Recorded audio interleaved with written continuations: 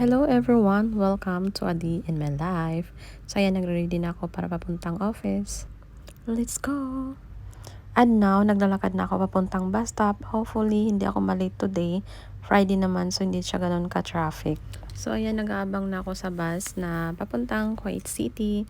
And ngayon, may nakasakay pa ako na isang estudyante. So ayan, pababa na kami and aakyat na naman sa tulay kasi tatawid pa kami doon sa Panasonic Tower. And of course, andito na tayo sa Panasonic Tower and pupunta tayo sa 8th floor.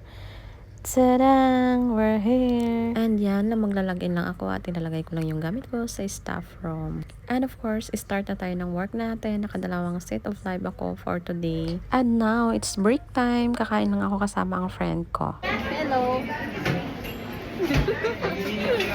And now, back to work na naman tayo. And nakipagkulitan na rin ako sa mga students natin. And now, it's time to go home. Bye everyone! See you next time!